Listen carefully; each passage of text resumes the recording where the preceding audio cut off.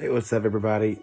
I really don't know how to do this, but I'm gonna give it a go and see how it works out.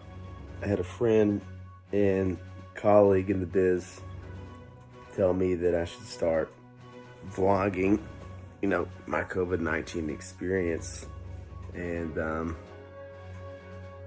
so I guess this is gonna be my first video. I'm in my room, so don't mind everything that you see. Everything here on out, at least, probably will be more professional than this. So here's what I can tell you so far from me. My sister got it. Got the results. She tested positive. This is a weird animal, man. She had the fever. Hit 100.4, around that. I don't think it got as high as 101. She didn't have too much of a cough, had a little bit of one, but she was sluggish and had a little bit of gastrointestinal issues. Then the weirdest thing is, she had loss of appetite. That wasn't even the weirdest thing. The weirdest thing, actually, let me say, was she just lost her sense of taste and smell. It's just been surreal. And I started experiencing some symptoms on Sunday, a week ago. I had a fever. It got as high as 101, and then the next day it was close to 100, but not quite. But I had a cough and sluggishness, weird bit of sluggishness. I'd do something and then just had to lay down, and you don't have any energy. It's just waking up every day and you're kind of seeing like, okay, am I getting better? And here's the hoping that I have nothing. I still haven't got my test results back. But every day you wake up, you're kind of like, if I do have this, like, where am I in this process? I know for a while, my sister was really just kind of like, I just want to get through the day. And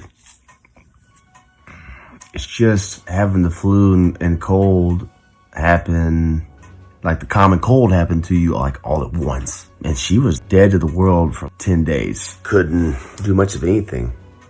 And, you wake up and it's like, well, what can I do today? What's something I need to work on? You read books. Of course, you binge shows. I mean, Tiger King. I watched this new show called Atlanta. Pretty great show, by the way. It's by Donald Glover. Check it out if you can.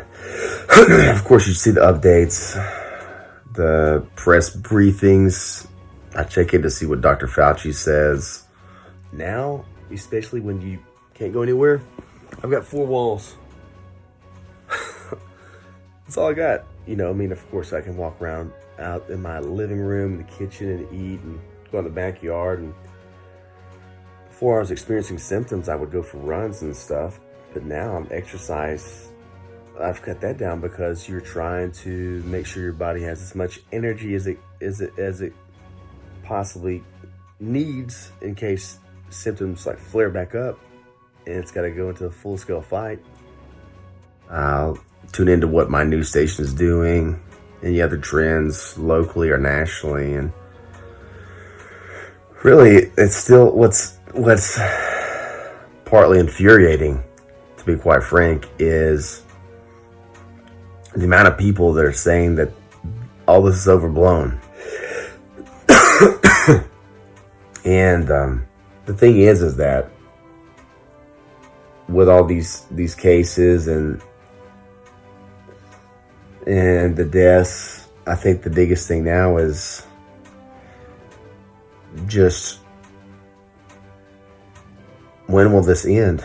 So I don't have any like resounding bit of nostalgia or wisdom. I mean, I meditate.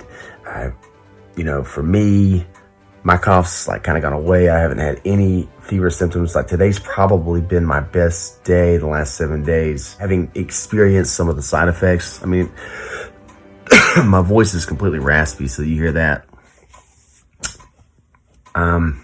It's weird. It's a weird time. Don't ever remember the time in my life where if I was in my home state of Alabama, I couldn't go hang out with my father for his birthday. I can't. We had Easter today or yesterday. It was good. You know, it's with my mom and sister, but you can't go to church or spend time with other family members. So, I mean, like it or not, it is a new normal. This is, I mean, and if, you don't like that phrasing, then you're unwillingness to use that phrase, that term, a new normal. Well, then that is your new normal. Like we're all fighting for different ways of how to see things and understanding all this science we've never even knew existed. So life's just like a big patchwork of what feels like the opposite of reality. So I think I'm gonna keep doing this vlogging thing and see where it goes. So this is my first one. Maybe share a thought a day and just, all that stuff. I'll even share the swabs sister and I got. And let me tell you, if you go to get one, oh my goodness, it's like having the gray matter in your brain rearranged. And trying to be a little bit lighthearted and joking to some extent just to get through all this crap. I think a lot of people have wondered why it happened to my family member. I mean, my sister got sick and I was like, kind of wonder how bad it's going to get. She's doing so much better, thank God. She's just now starting to get her sense of taste and smell back. And she got symptoms almost 3 weeks ago. Maybe it was about 3 weeks ago, maybe a little more. Just a lot of unknowns, man, because you're just wondering. You go to work, you feel like you're on the front lines and you are scared to death because you might come into contact with somebody. Even if you social distance, I mean, this virus is crazy. Touching surfaces, and I wore gloves, and that helped. I Clorox wiped everything. But it's like, man, it's kind of the first time I've really in my life ever felt like I had daily anxiety. Cheers to the medical workers. Kudos to the garbage collectors, the firefighters, the cops out there doing their thing every day. I mean, y'all are heroes. Call somebody you know. Call somebody who is a fire chief, who is a nurse, heck, a janitor at the hospital. Call somebody you know who works in a jail and a prison and ask them what it's like to go to work every day. Because I tell you, you're going to find out how scary it is to walk into a place where you're trying to protect lives and it ends up being the same place that could take yours. It's a scary thought. And a lot of people are doing that every day. And a lot of people are wondering, am I going to stay healthy? I'm following all the protocols, doing everything. We got people who wear the same mask that, they wore 2 days ago at work. That shouldn't happen. If you're not in the hospital, you're not going to know exactly what it's like to stand over somebody, to see what their ventilator is doing, to see if it's functioning correctly. But it's a good time to just listen. I feel like I can say that, to listen to someone who's gotten COVID-19, call them on the phone, FaceTime them, do whatever. Heck, it might even be someone you don't like. But right now, even someone you view as your enemy should be treated as well as your friend. And here's why. We've all got to beat this together. We've all got to get through this. And we need people to be healthy and safe. And, to me, COVID-19 is a mercenary, and it's just looking for opportunities. And when we stay away from each other, we're not giving this thing an opportunity. That's what the whole social distancing thing is about. You don't give this virus a chance to keep on going. Because let me tell you, I'm pretty sure this virus didn't ask my sister permission before it entered her body. Didn't say, Well, I wonder if she's going to care or not. Oh, maybe she is. Oh, I won't. Viruses do what viruses do. They infect people. Sometimes symptoms are mild, sometimes they are severe. Sometimes it can be deadly early on for people if you're immunocompromised.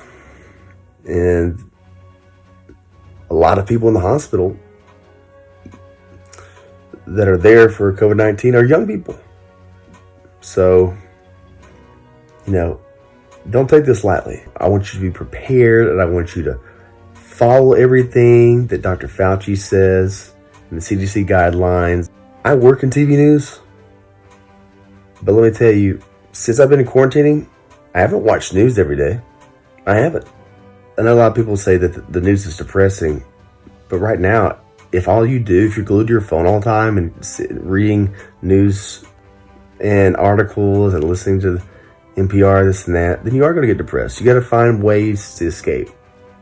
And I'm not saying don't listen to the facts, don't listen to good information. I'm just saying find a healthy and positive coping mechanism that you can use in your life right now. Because we're having to live at home with people, that we aren't used, that we're not used to being around all the time. So read a book, write your goals down for the future, do some financial restructuring. I tried to do some of that. I've texted people like, hey, what's the worst and best things I can do right now, considering the way the market's looking? And I've gotten out of checking my 401k every day. That was a boo-boo I made early on. Don't do that. Call people you hadn't talked to in a while, because a lot of people are close to the edge, man. I felt close to the edge a few times during this thing. I don't need more. I'm in a really good headspace now, but I did feel close to the edge of just like on the brink of, I gotta find a way out, and not in a good way. Find something to give yourself a break from all this madness, and go outside, drink coffee on the back porch, look at the rising sun, go catch a sunset, watch the stars when they come out at night,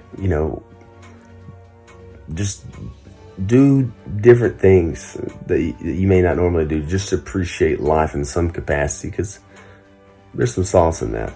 Stick with me, and we'll get through this together. I promise.